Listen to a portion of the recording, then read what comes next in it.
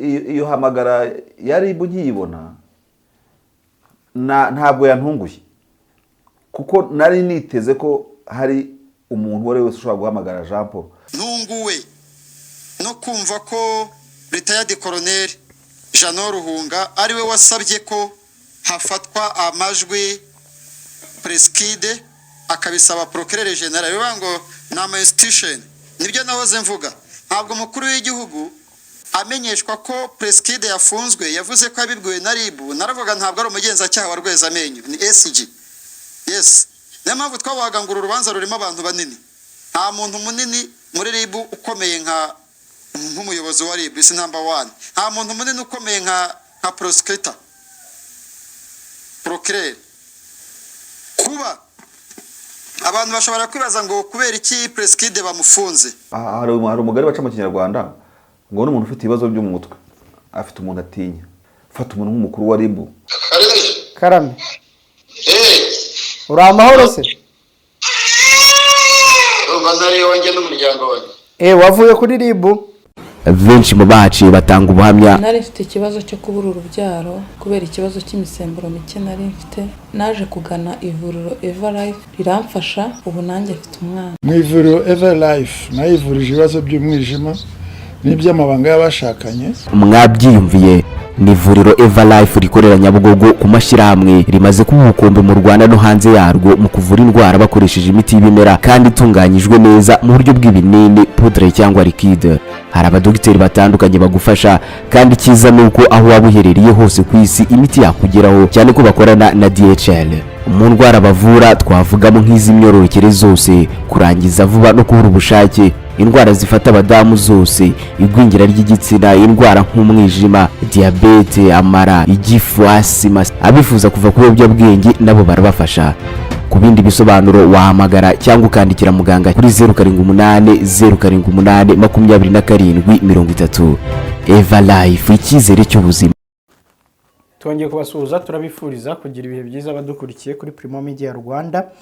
David uramahoro? Ndamahoro ndashima Imana. Cyumweru yagitangiye ute? Nagitangiye mu kazi bisanzwe. Nemukiye mu kandi gusa abandi bataka chômage nyuma mu mirimo gusa ikibazo mfite n'ikigiye. Mu gitondo se wabashije kubona aho yinyura? Imvura ni bisanzwe ariko gukererwa byo bibaho nubwo nge ntakererewe, ariko ni ibintu biri aho ngaho. Abantu baba barasengeye imvura ngo iboneke, yaboneka se bajya kwinuba kandi. Ngiye yaguye imvura n'umugisha. Yaguye nicaye mu kazi. Wari wageze mu kazi wowe? Hanyuma umuvandimwe yivumvije mu kanya ko mpamagaye ati ngenda cyaburimo. Hari abantu imvura igwa bakabibyaza amahirwe n'umusaruro wo kuruhuka, abandi bakabyuka bajya guhinga bitewe n'imirimo bakora. Ikindi kandi ino mvura nagerageje kuraranganya amaso, mfite ahantu nkorera ureba umujyi hafi ya wose kubera ari hejuru mu igorofa. Ubona ko ino mvura ntabwo igwira icyarimwe mu mujyi. Abantu b'i Kanombe bashobora kuba bari mu mvura, ab'inyamirambo ntayo, ikimukira mu Gatsata, abiremera banditse imyenda bafuze. Yego, ntabwo ino mvura irimo kugwa nk'ibisanzwe ngo uwe yibonye ahangaha yibonera icyarimwe ahandi. Ushobora kuba wageza muri ofisi rero wowe, abandi bari ahandi bari ku mutwe. Nyamuna abantu bafite abakoresha n'abakozi birumvikana bajye baba flexible mu bihe by'imvura. Umuntu ashobora kukubwira ngo imvura yaguye hehe, twe kwanga yaguye mu gicuku, kandi waho umuntu aturutse nyine n'imigwe. Niba waza winyagije kugira ngo utange ibimenyetso n'iki, ariko nkanjye ntiwacinsindije cyo ngicyo kubera gufotora kwanje kwa hato na hato. Ubwo se ari nk'umuganga wagombaga kubaga umurwayi cyangwa agomba kugira gute? Kwa muganga bagira uburyo ibyo bita staff van. Buriya mu mategeko agenga umurimo, niba ari amategeko, niba ari agenga environnement z'imirimo, nakuriya kuntu ko gutwara abakozi ubacyura cyangwa bavana ku kazi birenkiri mu bintu ibigo cyangwa amakampani abasabwa gutwara abakozi. Ariko ntabwo ubona abantu batabitindaho, ariko ntabwo ari impuwe ubundi ikigo kiba kigiriye umukozi. Ni ibintu burya umukoresha asabwa gucyura umukozi no kumugeza ku kazi. Ni ibintu burya basabwa ariko ntibabikora bamwe. Ndetse ushobora no gusanga burya ku rupapuro rugena abakozi bahemberwaho haba harimo akantu agakorone ka transport k'amafaranga umukozi agenerwa ya transport. Iyo atagutwaye kugenera iyo transport, ariko bamwe ntago babizi, ntibahugukiwe, ntibagize gute, burya rero umukozi wagejeje ku kazi ukanamucyura ukamugeza aho ugomba kumugeza wamubureminga ibindi ibyo haba hasigaye ko utaje kumutwara ariko wibaze nk'umuntu ushobora gutonganya umukozi ngo yatinze kuza kubera imvura n'iki byose burya bakwiye kumutunga agatoki ariko izindi enye zimureba cyane rwose David kuri uyu wa mbere nibwo twamenye ko umuvandimwe umunyamakuru mugenzi wacu J.Paul Nkundineza yitabye urwego rushinzwe kugenza ibyaha mu Rwanda.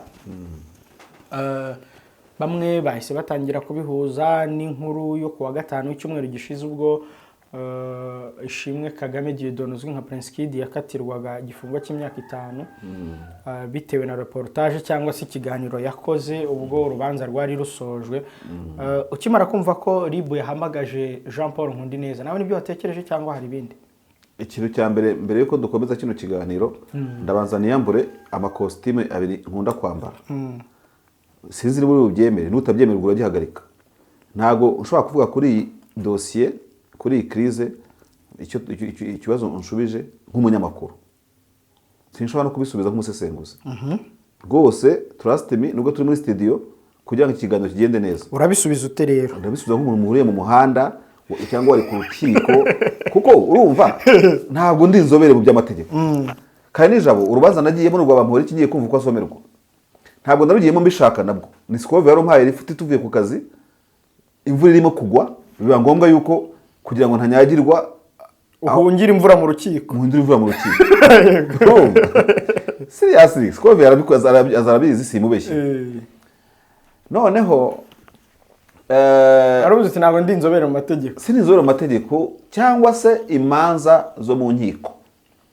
Turimo kujyana. Noneho nshobora kuba ndi n'umunyamakuru utazobereye imanza zo mu nkiko, sindi n'umuturage usanzwe wigeze ukurikirana mu rubanza ngo rurangize. Ni nko kwajya koza umuntu ibintu byo mu mupira w'amaguru atarinjira kuri stade n'umunsi n'umwe iyo umupira ugiye mashyiramo katuni uwo muntu rwose uretse kukubwira ngo iki n'iki. So urumva sanzwe no musesenguzi.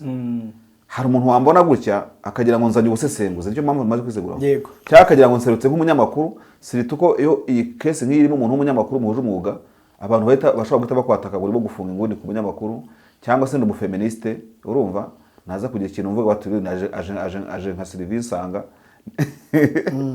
urumva uriya mama ujye uvugira abadamu n'abakore muri rusange kandi nyamara aje naje nkanjye marishari ntari umugore ntari umugabo ntari umusesenguzi ntari umunyamakuru urumva je nka marishari. Yego. Nushaka kumbaza irindi zina rwose nze nka Nsengiyumva ibyo ntakunda kuvuga. So ahanga ndi Nsengiyumva usanzwe Nsengiyumva utura uri hariya ushobora kuvuga ku by'imanza akabivuga nk'umuprofane utazi niyo biva bikagera urumva ushobora kuvuga ku bintu bireba etike y'itangazamakuru kabivuga nk'umuntu utarigeze usoma n'ikinyamakuru umunsi n'umwe. Reka hano rwose umuntu tube hambo sibyo twe gukoresha uburyo burimo umugaga w'ibyo bibiri nsanzwe nziho biri bunyorohere cyane. Biri bunyorohere kandi biramfasha. So watekereje iki rero? Kimara kubona yahamagajwe. Kuko benshi ku mbuga nkoranyambaga mu mbuga duhuriramo bahise bavuga bati reka nkubwire icyo natekereje kuko icyo natekereje n'ubundi nkimara kubona reaction y'iyi video nabonye ya J.Paul sinanayibonye yose nabonye extrait yayo nge nayirebye yose ntabwo nayirebye rwose sindayireba. Nahise kuko iyo mbanziranye na J.Paul tuziranye wenda hewani uburyo ibi bitutangaza amubona nawe ambona wenda ariko J.Paul sibuze vis-a-vis sindabona J.Paul ntabwo muraho niba nawe yarambonye simbiza ndumva ntabwo ndabona J.Paul mubona kuriye na Prince Kid sindamubona kuriye sindamubona amaso ku maso mubona ku binyamakuru trust ibyo kubwiye nuko. Yego. Noneho cyane ko ntanakundaga ibintu bya Messi giyeho ntabwo nigeze mbikora mu byegerezo umutima cyane ko nakurikiranye inkuru z'ubutabera ngo ni iki bintu J.Paul muzi kuri 3D plus ibintu nk'ibyo ngibyo mu biganiro akunda gutanga ariko mbona byibanda kuki ku mategeko. Noneho iyo hamagara yari bunyibona ntabwo yantunguye kuko nari niteze ko hari umuntu wari wese ushobora guhamagara J.Paul waba umuhamagaye ku giti cye urumva waba umuhamagaye uri Ribu waba umuhamagaye uri RMC accountability ku byo J.Paul yagaragaye avuga ku ntuze yo ni ikintu kitashidikanyagaho. Expectation yo guhamagarwa n'umuhamagara wese, yahamagarwa na nyirabukwe, yahamagarwa na sekuru, yahamagarwa na se wabo, yahamagarwa na ribu, yahamagarwa na RMC, yahamagarwa na marishari wenda basanzwe baziranye akavuga ati se byagenze gute ko nduzi something. Iyo sanova ntawe utarayibonaga. Ikitantunguye ni ikita rusange guhamagarwa. Turimo kujyana. Yego. Ariko icyantunguye ni urwego rwamuhamagaye. Kuko muri expectation zanjye wenda nko kuri 20% na expecting ko ribu yamuhamagara. Aho 80% nka expecting ko RMC yamuhamagara. Sibyo? Oya, reka tubihe nka 70% nka 70%. 10 isigaye ni ryacu twese. Se byageze gute bro? Ibindi n'iki gutya ibintu nk'ibyo ngiye narabitekerezaga ko bishoboka. Kandi urumva imitekerereze yanjye ntabwo yagiye kure y'ukuri. Yarahabagawe koko igihugu kitagira abakuru baca guti uwo mugani agahugu katagira abakuru hari ikintu bongeraho ariko uwo mugani urazo karazimira. Karazimira. Ntabwo ntekereza ko habaho igihugu aho umuntu avuga nk'abyo Jean Paul yavuze ngo habura umuntu umuhamagara muri abona agiye ntekereza. Cyo ntabwo cyaba ari igihugu. Cyaba ari igihugu kisa. Ntibishoboka. Ibyo yavuze se wabonyemo iki ku buryo ari kumuhamagara? Byananteye gutekereza kumuhamagara nyine. Ibyo navuze nabonyemo ko Jean Paul Nkundineza afite kote ebyiri. Namukotagaho ntekereza ko azanahamagarwa.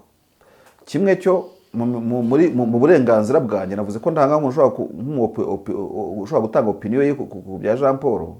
Nabonye ko Jean Paul ari umuntu ugira amarangamutima. Dufite societe muri iyi minsi ugenzura ugatera itocu ugatera metero uko abantu batakaje amarangamutima kandi muri psychology n'uburwayi bwo genize psychology. Nukuvuga iki? Nukuvuga ngo umuntu agiye kureba umupira wa PL na Rayon Sport. Nabonye hari nahandi nakoresheje izingira abantu bagashaka gutangira kuntera amabuye. Iyo niyo mfasha kiganiro nimo gutanga. Umuntu akajya ku mupira afara ikipe ayitanga amenuze ku kanyenyeri yatsindwa gataha ntarangamutima afite. Yego. Ubwo so uwo ni muntu ki? Ubundi umuntu muzima n'ufite amarangamutima. Hari abantu biyitanga abapsikologe yaza no kugukanseringa agashaka gutsinda amarangamutima akakugira nk'ikinya nka ferabeto kimeze gutyo. Akajya gukanseringa akumvisha ko tugomba kugira amarangamutima. Wirira. Tuvuge asanzwe ufite nk'ubwandu bw'akogarwa sida. Agashaka kumvisha ukuntu bitababaje. Abapsikologe ho baba ngo ni bisanzwe, sida ni ikintu gisanzwe. Ubwandu ni bisanzwe n'iki n'abandi ngo barayirwa abandi ntabwo ari wowe ngo urimo kubwira. Ugomba kumubwira uti ntabwo wenda bisanzwe ariko ubuzima ntabwo burangiye. Nuko mu psikologe yinjira ukabanza kujya mukajyana muri urwo rugendo, sibyo? Ushobora no gukora episode irenze imwe kugira ngo uzamwumvishe urugendo atangiye rundi rushyashya. Jean Paul nk'umuntu usanzwe mu mihanda y'umunyamakuru ukora mu nkuru zijyanye n'ubutabera. Reka nguce mu ijambo gato mu rubanza rwa Kazungu. Yabonye Kazungu avuye mu modoka ari maseka ngo gusura seka ngo reka guseka akora stand up. Rero se n'umuntu utazaga akavideo kigeze kwita ka Jean Pierre Mazimpaka wo ku gihe ari kuri stand up umwana akamunyura imbere wakibuka yamuhubuje igihe so urumva Jean Paul yahuye na environment ebyiri ziramugora kandi zagoye societe na n'ubu gusigiye societe. Environment ya mbere no mikirize y'urubanza rwa Prince Kid mu rukiko rwisumbuye ngira ngo rwa Nyarugenge. Mu rukiko rukuru. Oya. Urwisumbuye rwaciye urubanza rwa mbere. Okay. Rwamugize umwere. Noneho rumugize umwere intabire ikiri mbisi. Intabire yahinduye mbisi niki? Ubundi intabire n'ahantu abantu bahinga biteguye kuzahingamo imyaka. Intabire ya Prince Kid yahinduwe mbisi n'ubuko amaze biminsi. Yarafunguwe abantu bajya mu mpundu. Bakirizwa ubukwe bw'umuntu wakoze ubukwe muri story y'ibintu basanzwe babona muri filime bya Romeo na Juliet n'abandi bazi ma filime gese nyande bafilime. Jacques na Rose. Ngo Jacques na Rosa. Byongera kwerekana ko dukurikije urabona tubaza ibisi dukora inkuru tuvuga ngo dusoma inkuru zivuga ko nk'ama divorce yari yongereye. Wakwinjira mu buryo bw'ama divorce yongera ibitera gutandukana kw'abantu, ama separation, ikindi kintu nk'ibyo ngibyo bakakubwira byinshi by'ukuntu bamwe bakubwira byinshi ariko hari n'abavugamo ko urukundo rugenda rusa nkaho rushonga rugenda rukendera noneho umuntu avuye mu rukiko nk'urwo ngurwo mu rubanza nk'urwo yinjiye mu rukiko rw'umuntu ngo witwa ko wamurwanya witwa Miss Elisa urumva abarundi barwita urubanza narwo ubukwe rwo rwita urubanza urumva intabire ya Miss rero abantu barakiriye Jean Paul nako President baramwambariye baramugiriye mu bukwe baragiye rusoro mu bukwe baragize gute urumva mu marangamutima yirengagiza ko niyo procedure ishoboka President yongera gujurirwa n'ubushinjacyaha urukiko rukururanisha urubanza havuyemo iki wa muntu wagiye ushobora kuba yagiye mu bukwe bwe urumva wa muntu wabukurikiranye kuri social media wa muntu wabumenye singoma no kubujyamo sibyo wa muntu uhora muri ibyo ngibyo covering izo nkuru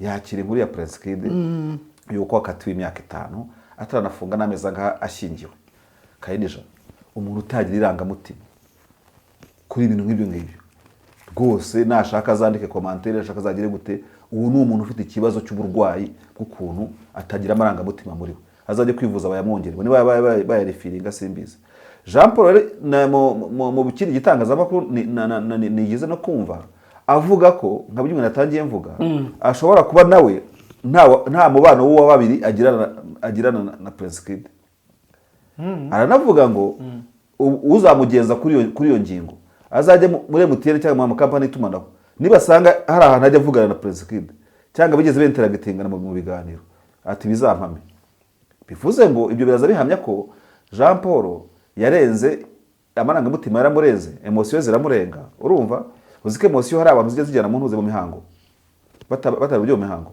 niba emotion zishobora gukora imihango muri biology urumva abantu bazi biology barabyumva ukaba ushobora kujya kwakira umukunzi kuri airport utitwaje pad ukitasha turimo kujyana turavuga ikiganiro cy'abantu bakuru ukaba uri umuntu ushobora kuba nyine ubonye nk'umwana wawe akoze impanuka cyangwa se wenda ukabona gutereje nka cyamuntu ari inzu ugahita ugira pressure tension hypertension utayigiraga abantu muri science nushaka kujya muri sociology amarangamutima nicyo gishoboka ku muntu wari wese mu buzima bwa buri munsi nicyo nabonyemo rero nicyo nabashije kubona muri no case ya Jean Paul amarangamutima yamuganjije aganza umwuga aganza ubukuru bwa Jean Paul mu gihagararo aganza maturité ku muntu umenyereye ibyo mu nkiko ubundi giye iyo bigira nkanjye nari kuba ndi muniregura mvuga ntigire ngiye mu rubanza rwa mbere mbona umuntu bamuturikije igihano urumva nsohoka ngiye gute ariko Jean Paul yabanye abantu benshi bakabakatiwe yabonye babamureki yabonye bana ibintu nk'ibyo ngibyo in fact ntabwo ikindi kintu nabona Jean Paul mu nkuru akunze gukora yasaga nk'umuntu uba muri position y'umuntu wakaba yarenganura umuntu ariko Jean Paul amarangamutima kuri President yaramuganje yirengagiza yuko n'abari bahawe code bareze ari abana b'abantu bakeneye nabo butabera kuko ino case ya President abantu bayijyamo ntibararame bakareba ku President kubera amarangamutima navuze haruguru President Miss Rwanda iki niki wakundanye na Elisa babikuramo filime babitekerezaho filime nako ararongo yashize iminsi burya hari n'abagabo bakubwira ati mama yabasize ateye akabuto akazasaga kana kagize gute ibyo as human being byo tubitekerezaho ariko abo ngabo bari à gauche à droite bagasigara none bagasiga kureba monument twari dufite nka Miss Rwanda yaba irimo amafuti avugwa nko mu bintu bya President kuko ikaba yari Miss Rwanda iri masque iri maquillage urayibona yego kwitera ibirungo ariko imbere waraboze nka zamba Yezu yavuze zisize ibitura ariko imbere harimo gushaguka kw'imibiri turimo kujyana bakirengagiza uwo mwana w'umukobwa harimo n'umvise ngo wakuyemo inda kandi Miss Joringana aramwasestinga aba hafi y'ibintu nk'ibyo akirengagiza ntajye mu mutima wabo bavugwa ko kuri side disons ni bivugwa ntabwo bihamya yo muri side y'abo bakobwa banavuga mu Miss Jory Jean Paul yavuze akashyira mu ntuze ukibaza Jean Paul yagiye muri iryo rangamutima wenda tubivuga mu mazina yabyo na Miss Jory ari mu rindi wenda ry'undi muntu waba waratewe ndakanamukurikirana ubwo buzima yabayemo genda umuganga na nsobanurira abantu ko buriya kugira ngo banabimenye hari ibintu ku badamu no ku bakobwa hari ukuntu iyo upima inda z'abadamu hari ibintu bita iba ari gestation parité avortement enfant vivant n'iki bintu nk'ibyo ndabisobanura ubundi biba biri ku nyandiko umuntu akoresha kwa muganga buriya inda yose umuntu atwite ikavamo ibarwa mu nda yigeze. Urugero, iyo utwite inda iya mbere ikavamo, iyo utwise indi ya kabiri bakubara ko watwise imwe ya mbere, urumva, bakabara ariko ko itabayeho, bagatangira gutekereza iyo ngiyo no kuyikurikirana, yavuka bakajya bavuga ngo yatwise inda ya mbere ivamo, uwa kabiri agira gute. Burya ukuyemo inda 3 kugira ngo ntaza kugora abadukurikiye, ukuyemo inda 3 undi mu mama nawe akabyara inda 3, baba barakimwe muri gynecology. Babara ko babarinda zinjiye no matter what.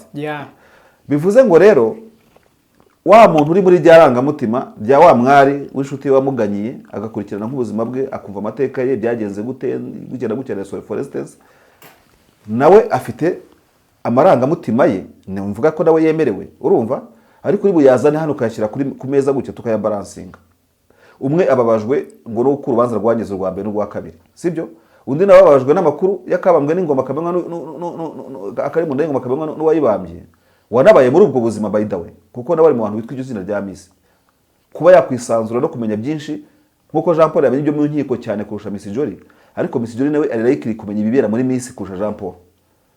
Turimo kujyana? Yego. So rero hano icyo navugaga jewe nuko pamoja no kumuntu afite uburenganzira ku marangamutima ye, ariko ntabwo turi ku mwanzuro w'ikiganiro. Icyagorana no gupima ni level ki, ni ampleur ki buri wese irangamutima rye rifiteho. Ese nabandi Miss Jolly wababajwe n'agahinda numvise ko abakobwa bagenzi banjye nk'ibyo nabanye nanditse kuri Twitter yiwe bikanjyana mu kuba nahaminga birenze igipimo ubuzima bwa Prince Kid, uburakari, ubukana, iki n'iki bintu nk'ibyo ngibyo, aho turi kumwe. Yego. Ese nabandi Jean Paul naba narakurikiranye imanza cyane, urwa mbere ruratsinzwe, urwa kabiri rutsinze Prince Kid, nanjye nkajya mu irangamutima rituma nahaminga cyangwa se naca amazi narimbura n'imizi n'imiganda umubabaro w'abandi bababajwe muri kesi za Prince Kid. Tukiri aho ngaho, nagira ngo nkubwire ikintu kimwe ntekereje, kandi si ubwa mbere ngitekereje. Wari uzi ko buriya abantu bashobora kuba bari mu marangamutima ya Prince Kid ku myaka 16 yari yaproposwa n'ubushinjacyaha mu rubanza rwa mbere, urumva, iyo Muhama yari gufungwa 16 n'ibindi. Noneho abantu bagatekereza ko ararutsinze. Turimo kujyana, arutsinze urwa kabiri ruramutsinze imyaka 5 na miliyoni 2 n'igice ngira ngo zinuze za fine, niba ari uko babyita. Wari uzi ko buriya umuntu ufite amakuru ahagije kuri affaire ya Prince Kid, umuntu ufite amakuru ahagije kuri affaire ya Prince Kid ndabivuga abantu batatu. Uwa mbere ni uwamureze, sibyo, kuko abifite amakuru kamwe tutafite. Uwa kabiri ni Prince Kid kuko ni umuburanyi.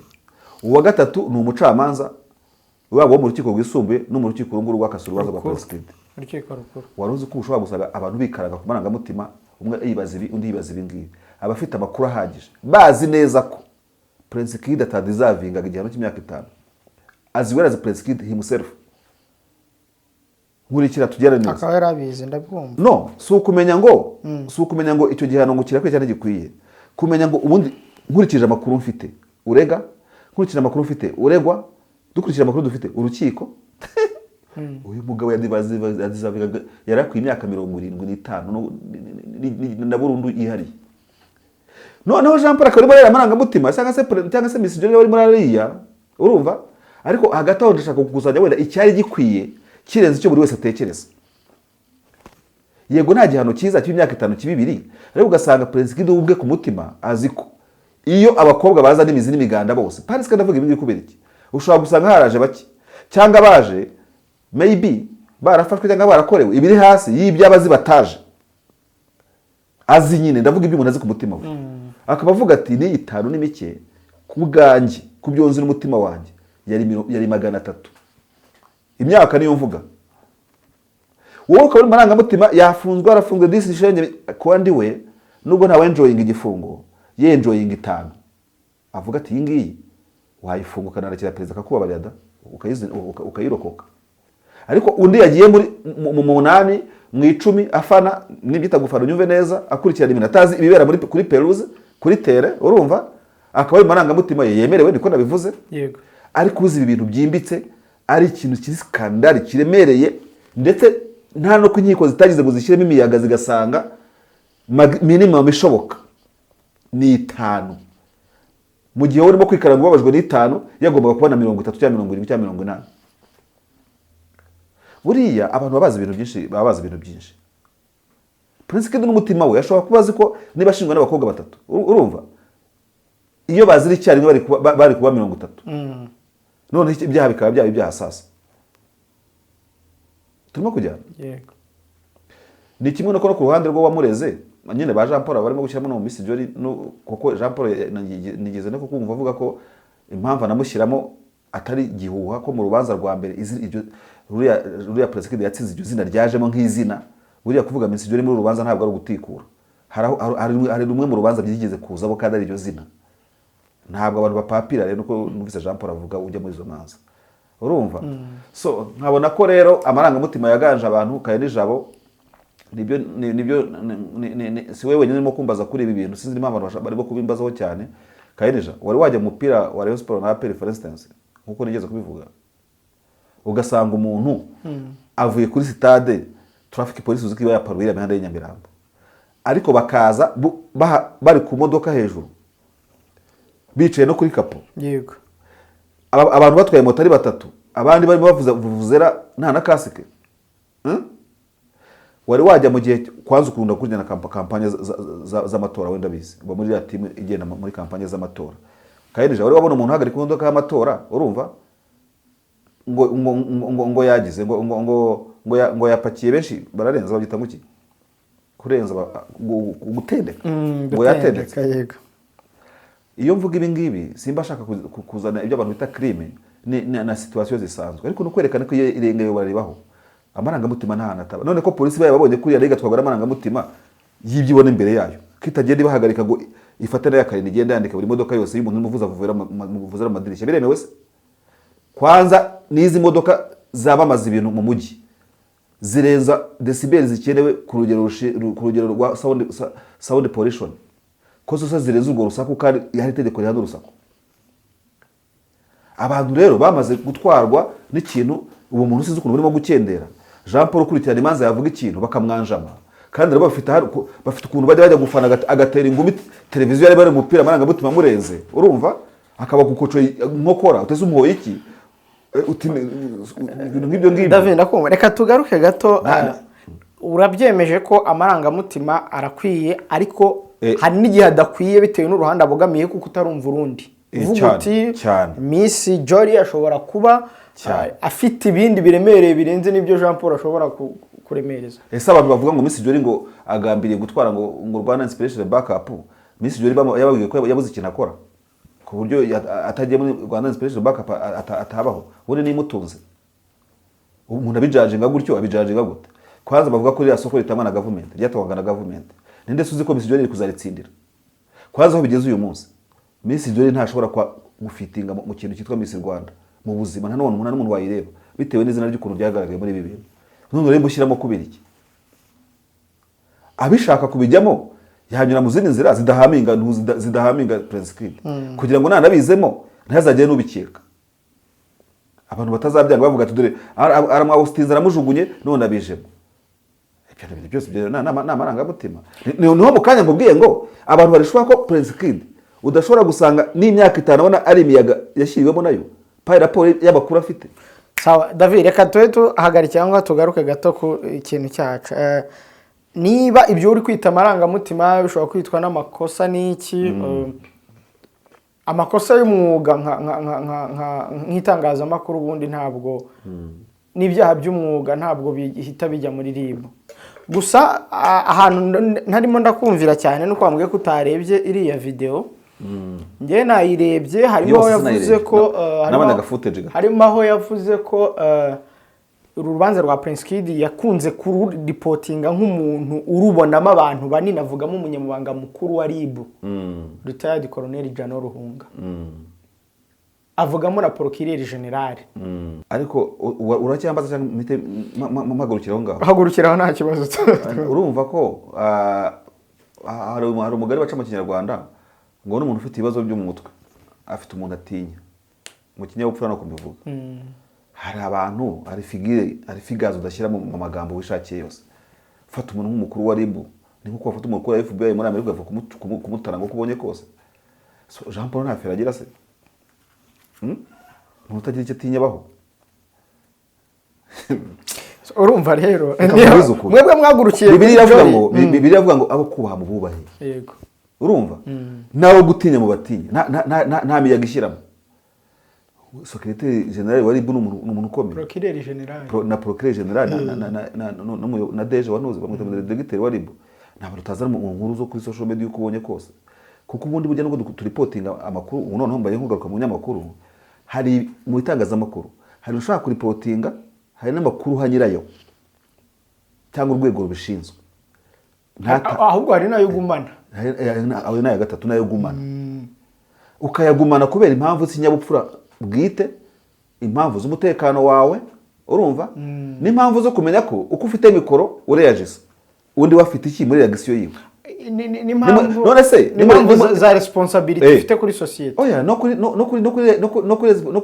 responsibility z'urimo kuvuga arimo gute uzi yaragiyemo gute niba se yaragiyemo agenzanye n'umwuga we kuki ugiye kumugira ko yagiyemo ajyamo mu manyanga ese abantu batazi ibintu bya criminology ushobora kubona umuntu kuri scene y'icyaha ukibura abantu bari mu bantu bakora icyaha kandi ari urimo kukigenza none se ntasi cyangwa abantu bagenza ntibagena mu genge z'ibyaha ahubwo akajyana nk'urumogi nkabo kugira ngo babigire ashobora kurunywa ashobora kunywa urutari rwakozwe mu isura yarwo ni byinshi yakora urumva ariko ashaka kugira ngo niba ari genge izasenyuke ariko ise iranduwe n'imizi none ugiye gushyira abantu mu majwi ngira ngo ntabwo wari wumvishe ibyo bintu ndabona wese utanga ntabwo ndareba iyi video ahubwo ibyo ngibyo nabwo njye kuba ntuzi ibyo ntabwo njye kuba ntuzi muri aka kanya nibyo biri skandal ibyo biteye ubwo ntabwo nibwira ko sibyo ntabwo umuntu akora umwuga wari wose nk'uwiyahura ngira nk'umuntu umunye muri rompuwe muri ya jam ibihari arimo agendera muri 90 uwo muntu yabarimo atwara imodoka cyangwa arimo agira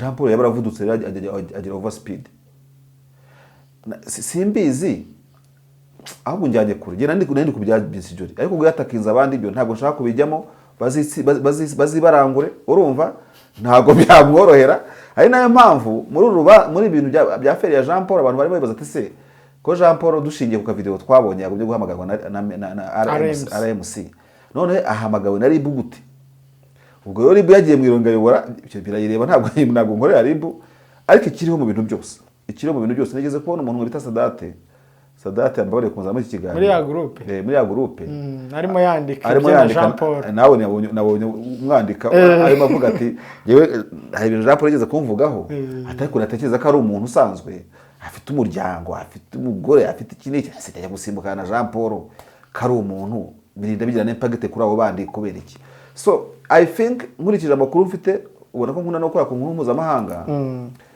abantu bose bavuze Biden agiye akoresha imbaraga afite akabata muri yombi bavuze Trump akiri president agiye akoresha imbaraga zose akabata muri yombi abantu bagiye bavuga Karine Jabo bavuga Marshal bavuga iki niki pamoja nuko bavuzweho nge ntabyemera ko imivugirweho yabo umuntu wese agiye akoresha no urugero ntekereje competence afite urumva mu kuba yahangana n'uwavuze ibintu bidakwiye reka icyo nacyo tugitekerezo kubera impamvu umbwiye abo bagabo uvuze ntabwo bari ku rwego rwo guhangana na Jean Paul ko bari nko kundi bavuga gufata inyundo ukajya mu ntambara n'isazi ntabwo ntukanye nita umuntu isazi cyangwa nita inyundo iki niki nashatse kubishyira muri mezire y'uburemere nkatekereza ko nicyo Jean Paul yabaye kugeza uyu munsi ni umuntu ushobora kurikirwa n'amategeko ushobora guhamagara ukitaba ushobora kugera ukagirwa inama wa mugani urumva ariko amazina y'abantu akomeye nubwo nta mujyanama wabo Bibiliya iravuga ngo uyu munsi nazanye ibya Bibiliya cyane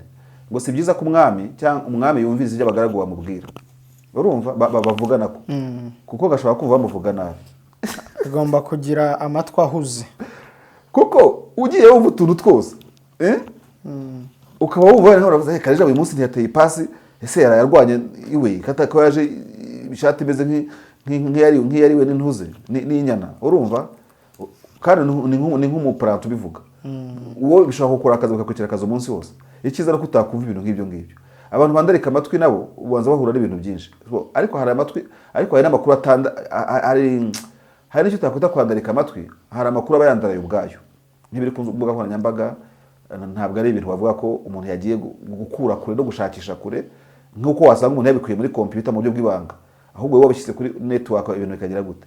Mu ijambo rimwe rero, hari ikintu mbona muri za affaires za mugenzi wacu Jean Paul. Ubundi Kayenija mu bihugu byateye imbere nko muri West kandi byacu biragenda bitera imbere, nta muntu utagira manager. Niyo mpamvu bari Cristiano Ronaldo ari Neymar yajyaga agira manager ari umugurisha, urumva, akabaza umuhungu wanjye n'amarereye ntiyaba muri Qatar ngahashobore, umva sha mwana abantu uzagiye ukomeza urwarize muri France. Njya nibaza sometimes impamvu mbizanye mbabarira wenda urankosora, abantu mu mwuga wacu dukora mu zaje buri munsi bagira abajyanama.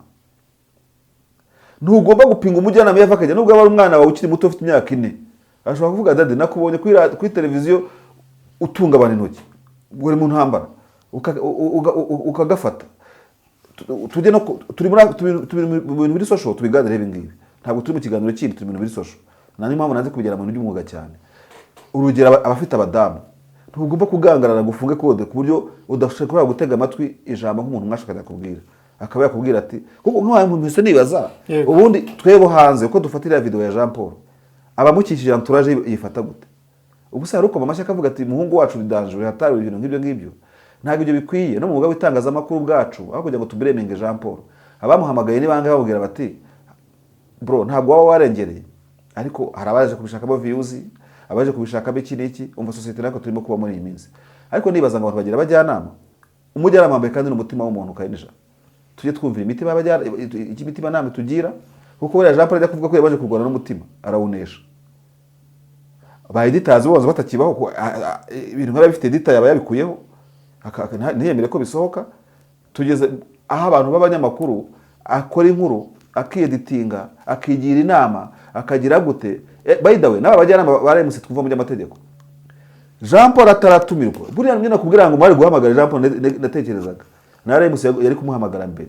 Gusa Mugisha nigeze ko bari itangazamakuru abwira ko babitekerezaga kumuhamagara kugira ngo nyine bayimubaze niyo bitaza kumuhamagara, cyane ko hano numvise avuga yuko RMC isanze ikibazo ku Jean Paul afite cya content y'ibyo yavuze bashobora kujya mu biganiro na RIB ikaba muhereza bakamwiharira bakaba bihanira Jean Paul kuri ku itegeko remeza, kandi RIB ntabwo irongorege ku mategeko cyangwa yica amategeko. Nicyo navuga rero abantu bagwiza ni nk'inama ntanga dukwiye kugwiza abajyanama n'abanditsi bandika, abahanga bakubwira ko udafite na editor ubwira mugenzi wawe ngo nyuriza amaso muri iyi nkuru. No mu video rero ibi byadutse bya social media birashoboka ukavuga utisha utimaze gukora ibintu nibi ntegera amatwi kuri uyu munota wumva uko bisoundinga, umuntu akavuga ibi bintu biragukoraho. Nigeze kukubwira ukuntu hari umuntu twigeze kuganira amakuru yuko muri biriya bintu by'abakono byabaye muri Musanze hari umuntu ukomeye kandi simuzi izina ariko yambwiraga ko ari umuntu ukomeye cyane ngo wamugishije inama ati hari ka event ngiyemo bro ati se kahe ati kimusa kameze gate gutya ngarabubwira ngo ntujye muri ibyo bintu. Uwo muntu kandi koko ntiyabigiyemo sofa ari saved yego, urumva nuko abantu b'abahanga babaho. Ariko muri iki gihe umuntu aragenda nk'ubu turabavandimo kumva ngo ndi Rusizi mwana ngo nageze ntuzi ukuntu yagiye, urumva, kandi ntubuza amakuru wamuha ikarongi ahari bunyura agira Rusizi cyangwa se yo muri Yihuye agira Rusizi. Abantu Kayenija trust barimo kuba mu buryo bwa bonyine kandi abantu turiho, abantu barahari. None abantu bakazaza gukora commentaire ku bintu nk'ibi ngibi ukaba bringinga mu manza nk'izi kandi utarabringize ukizitegura. Nyumvira aka video ni ikibazo jewe ndishuwa ahanga nase kuri Premier Media Rwanda ntabangangira reka ndimenera ahanga ndishuwa ko hari ibiganiro bitari hasi ya utigeze utangaza kubera ubujyanama wagishije none kugira ngo nama kuri nyashyire hanze. Nese ntabwo wabitanzeho amafaranga muri production yacu kutabitangaje ndabizi ubitse kandi turakorana cyangwa se wanasibye.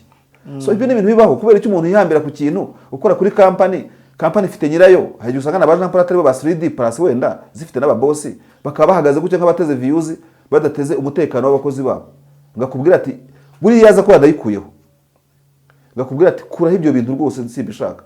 Ariko sofa ushaka gusanga bikiriho baracyabicuruza babigize inkuru kandi bagira inkuru ikintu kiri skandal gishobora guteza umutekano mukeya. Icyo ari kimwe mu bujyanama. Icya kabiri rero noneho buriya bari ikintu cyaryohera society nkuko twabonye ubukwe bwa Prince Kid na Miserisa bugenza abantu bakabibyazamo ikintu cyashimishije abantu. Buriya mu bihugu byateye imbere muri entertainment bajya babikora aho abahanzi banirwarisha cyangwa bakarwana biri fresh ariko indirimbo bakoze nyuma bahuriyeho featuring bahuriyeho ikurura abantu benshi kurusha izari zisanzwe mbere.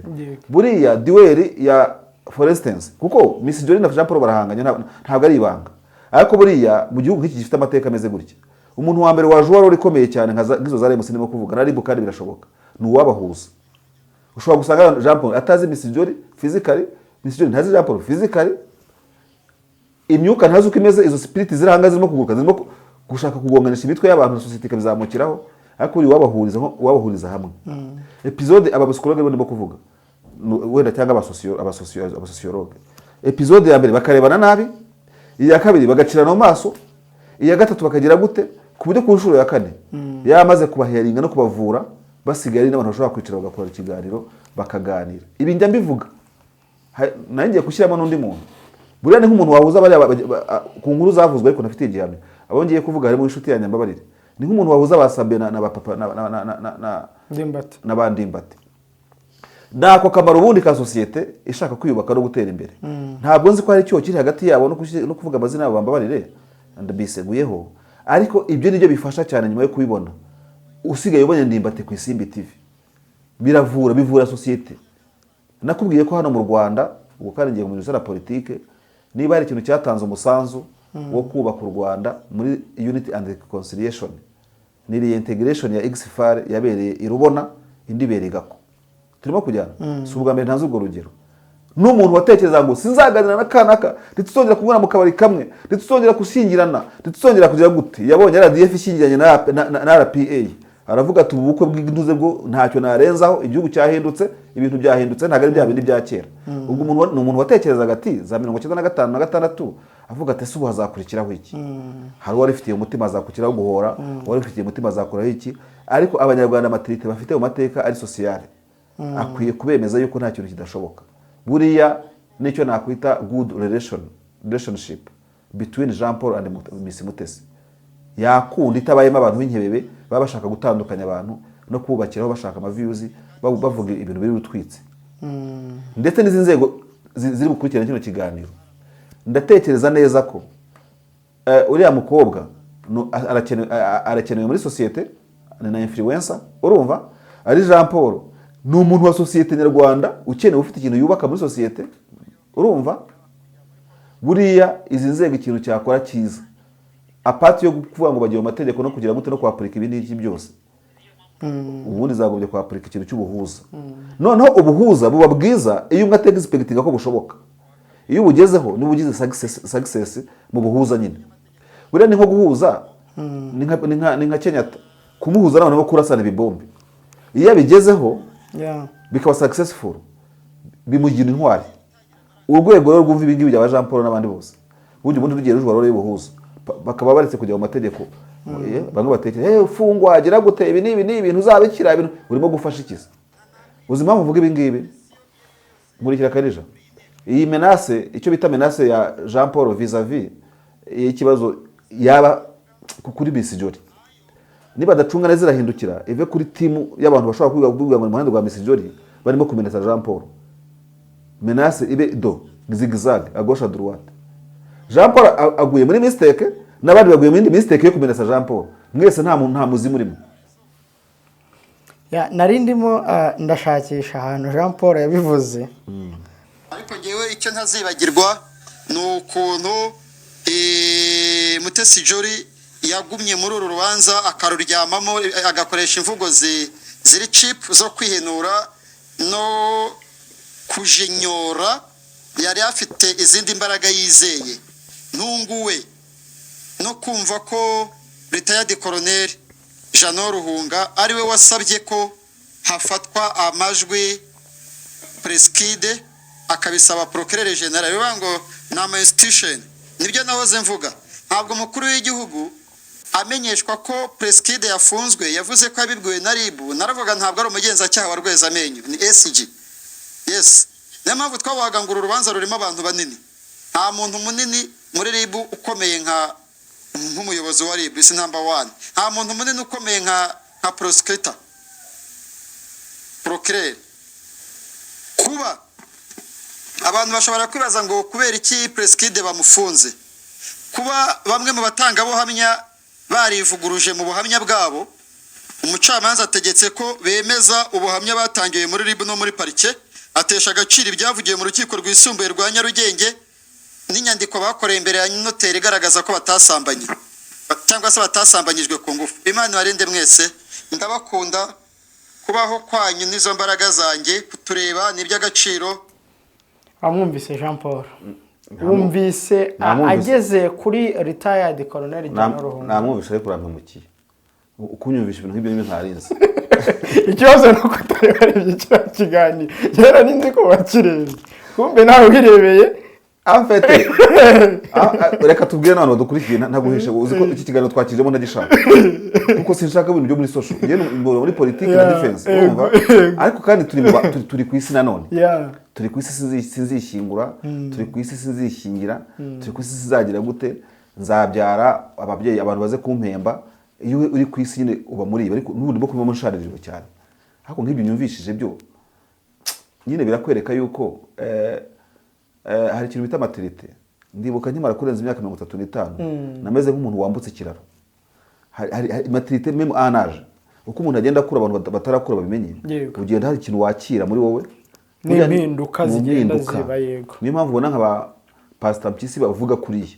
Nawe ugeze mu myaka ya Pastor Mpyisi wavuga nkawe, burya bijya bavuga nkawe. Ba Mugabe wayubabona, ba Museveni ubona ukuntu baganira ati buzukuru n'ibintu nk'ibyo ngibyo. Ntabwo yabyo buzukuru ari kubivuga akiri mutoya, arabifiringa, arabona abaturage nk'abuzukuru ukiri, kandi kuko babishyira mu rugo ugasanga birashoboka. Ba Jean Paul baba bakiri batoya, ibi nta muntu mukuru mu myaka wabivuga. Yabiziga akarengera na babandi Sadate yavugaga, akarengera n'umutekano w'abana. Even ukunda kumwira ngo ibi no gusemura ubwiru. Komeza. Aya ni amazina akomeye arimo kuvuga, ni amazina akomeye arimo kuvuga, arashyiramo abantu benshi. Ariko icyo nemeza, icyo nashidikanya, ntabwo kuvuga ayo mazina akomeye ari impamvu y'umuntu uri wese watondagira Jean Paul, kuko nabo ni abantu. Ntabwo yavuze, nta marayika yavuze, sibyo? Kandi na marayika nawe baramuvuga, yaba Gaburiyeli, yaba Arikanje, wari wese bamuvuga. Ndetse n'ibyo yavuze kare mu kiganiro ko mu bihugu bitera imbere n'icyacu kirimo abantu barabavuga. Ubushatse na footage y'umwe mu bantu bakomeye mu Rwanda wavuze ko bagomba kwirinda ababavuga, bakajya imbere bakora akazi, bakava amagambo nabo bavuga. Wayibona, twayishakisha. Sasa nibyo nakubwiye ngo ubuse niba kuko iyo version nubwo atari ya trendinze, hari umuntu ugiye ufite, urumva abantu benshi kuri Joy ngo tumuha umuryengo wagiye kunywa Hennessy ngo amarura ibintu, ariko nge message numvise ni message numvaga niyo ngiyo. Ariko ubwo niyo message Jean Paul yabanje kwi-excuse. Sinzi niba nabyita kwi-excuse. Oya, ntabwo aravuga ngo ngese ni muntu cyutatwarwa n'amarangamutima, ngo ubundi sa ntwaye mwangira muti ngo reka none wantware. Nta muntu yegisiza. Niyo nibyo byakurwana, kwakurwana n'umutima kugira inama ukagutsinda. Yatsinzwe n'umutima we, urumva. Kuko ngiye kurenganya abandi entourage, ntago ibizi ugiye kuvuga, ntibizi script yawe wateguye uko intemeze. Rimwe na rimwe na Jean Paul ashaka kukubwira ko yagiye gukora ikiganiro atari yatekereje, agahindura angle bibaho. Ariko icyo nemeza hano, nagira ngo mbivuge mu buryo buri clear. Icyakorwa cyose kuri Jean Paul n'ikizakorwa kuri Jean Paul ntikizagaragare nk'abakomeye bihora kuri Jean Paul. Abantu bajye ku cyo urubanza rwa Jean Paul rwari rutagatinze, kurengera umukobwa n'umugore, urumva, n'imikorere y'ubutabera. Kubera ko niba urubanza rw'usumbuye ruciye urubanza, ntibibujije ko n'urubanza rw'urukiko rukuru ruca urubanza. Wenda Jean Paul niba perezida afite azakomeza kujya, azakomeza muri cour d'appel, azakomeza. Turimo kujyana niba ibintu biri muri procedure isanzwe, abantu babigira intambara gute? Amarangamutima yo kuganza abantu, nibyo navugaga mu kanya, ngo hagira amatsinda yibasira Jean Paul nk'uko yagaragara nk'uwibasira Miss Jory. Kereka reba entertainment bashaka entertaining, ngo amaviews aboneke, bavuga abantu bagire gutapo. Niba ari ibyo ngibyo rero, bitari ibyo ngibyo, buri wese nashyira agapira hasi, udashaka kuvugwa ntiyavuye mu ndanyina. Turimo kujyana. Ndetse abitwa ko bakomeye nk'abarimo kuvuga, hari icyo bita fair play, urumva. Nicyo nakubwiye mu kanya, ikintu cyose cya down playinga iyi game yose turibyo turimo kubona, ni ukwiyoroshya kwa buri ruhande.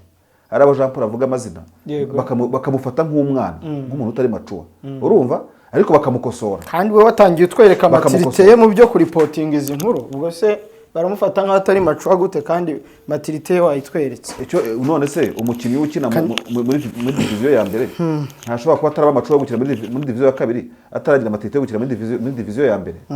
Jean Paul nawe suriga ko byamusiga nta sobo bimwigishije byo kuvuga ngo burya ngo wigize umuntu muri poto hatari mu bintu by'inkiko ariko hari aho utaragera. Aho utaragera ni hehe?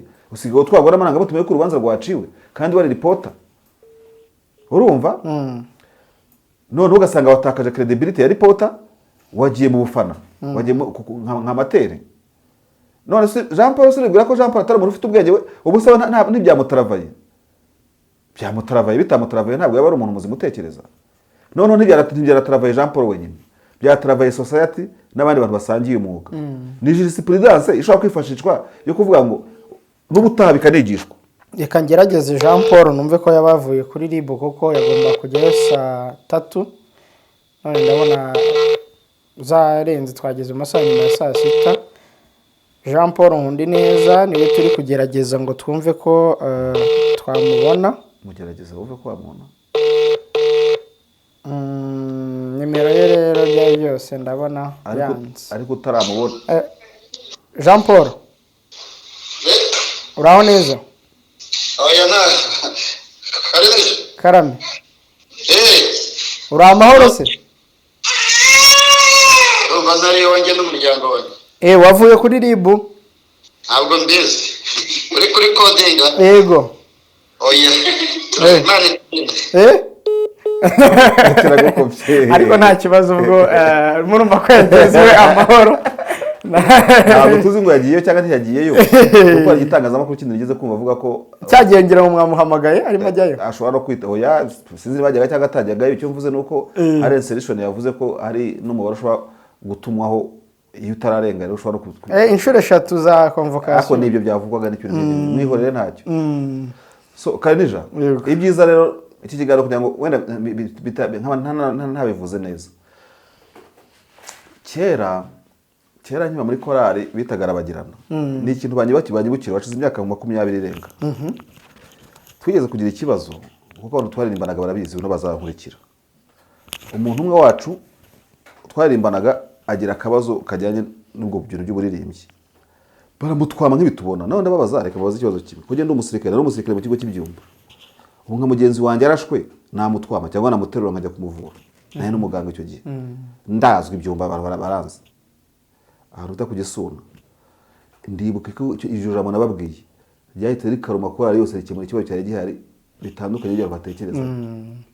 None Jean Paul akora mu nkuru z'ubutabera. Irangamutima rijyanye n'ubutabera riramutwaye. Jean Paul abantu baribwira ko ari umuntu wo kugira gutya cyangwa no kuduresingo. Abamutera amashoti bagira gute nabo bamwandikira n'izo convocation bagira ikuntu babyitwaramo.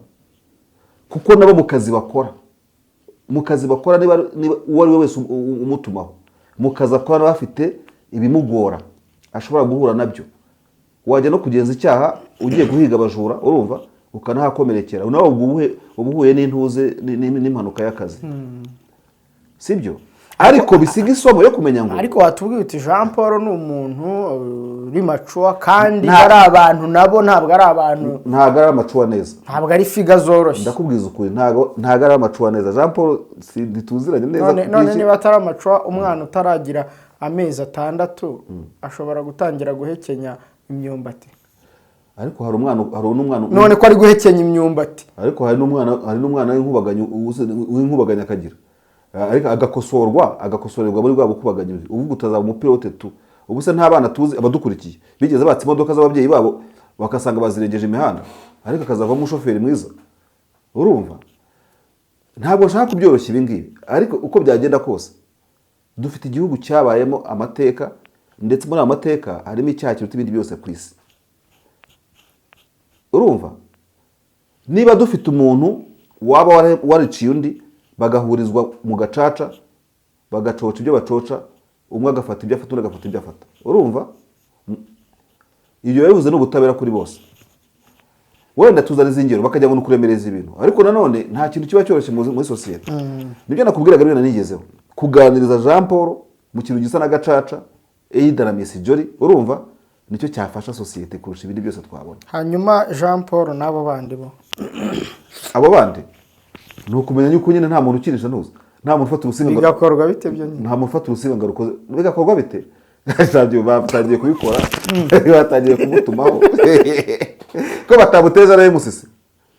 Yego bari mu biganiro twabyumvise ko batazivuze uriya muntu wanyu ko ari mu biki, ko bavuze bati RMC iri mu biganiro na RIB kugira ngo nyine barebe niba ari ikintu kireba iyo defamation cyangwa iki bagihereze RMC gikemura, kuko niko amategeko yanditse kandi RIB igomba kubahiriza amategeko byanze yuko it's a must kubahiriza amategeko. Ariko ubu iki itegeko rivuga urumva si urwaho rwo guhonyanga n'uburenganzira bw'abandi, kuko uburenganzira bw'umuntu bugira gute n'ubundi bugira gute n'ibyo ngibyo.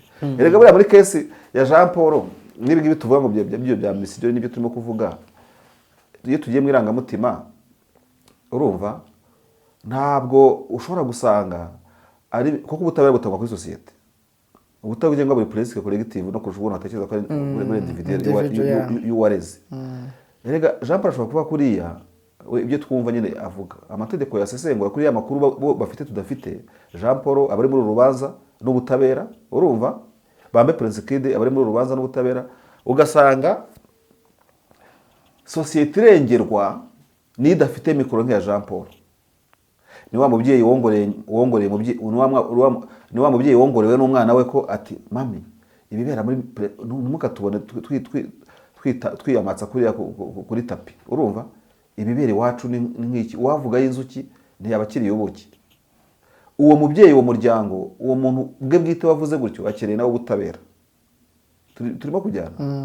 Ariko icyo ndanivuze mu kanya cyo kwivuguruza, icyo nshatse kuvuga nuko buri umwe wese yabona ubutabera yagira, ubutabera bwunga ni ingenzi. Nicyo navuze ngo nibyo biganiro biba bikenewe.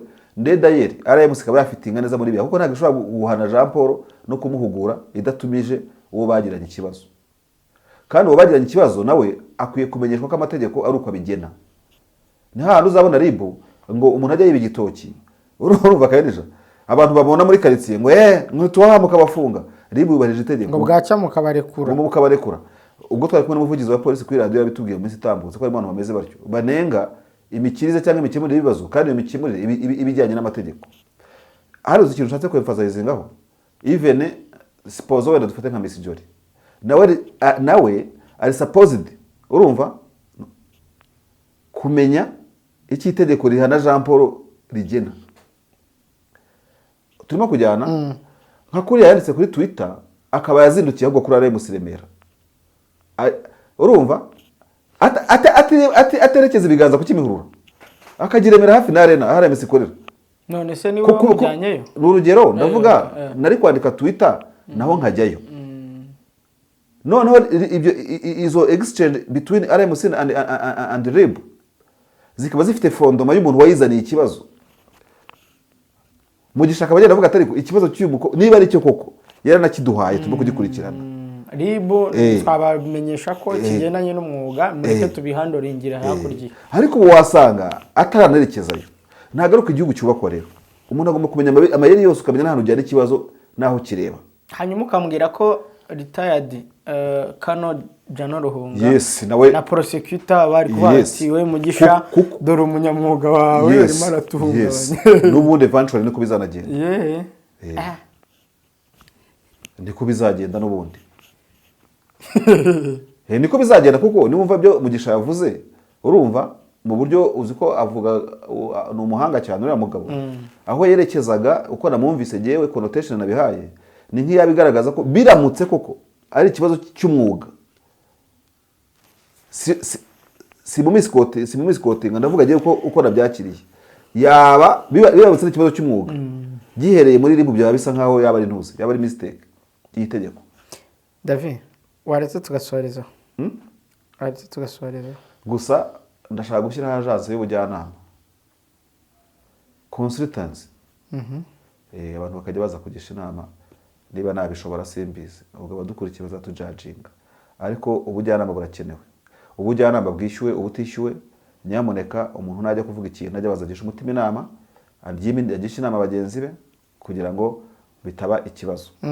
Kuko ntabwo mbona Brad Fer kuko nka Jean Paul afite inkuru yakoze nyinshi zubatse societe, ariko akantu kamwe kakaza gateza saga urumva kandi nyine isagiva ku kantu gatoya abantu bakwiye kugisha inama rero ntihabe umuntu ukora umwuga agangaraye ariko ibaze nk'umunyamakuru nagangarana na kamera nka Jean Paul muganga akagangarana n'ibishingiye mu ntoki bya serumu akagangarana nka Jean Paul muri aya marangamutima umusirikare akagangarana n'ikibunda gutya akagangarana nka Jean Paul ubaza abantu bose bameze gutyo ntabwo societe nta kundi yabimeze ariko n'ubundi bose bameze kimwe boroherera Jean Paul nka gutyo nta societe nawe yabigana oya ariko ntabyo kugangara simbikunda none se korohera ugakabya byo nibyo oya iki byose gikabije ntabwo kiba ari cyiza niyo mpamvu nyine haba accountability niyo mpamvu nanjye expectize ko Jean Paul urwego ruzamuhamagara runaka kandi koko rukabikora ahubwo ikibazo no kureba outcome cyangwa se nyuma yo kumufata hakurikiyeho iki yes David urakoze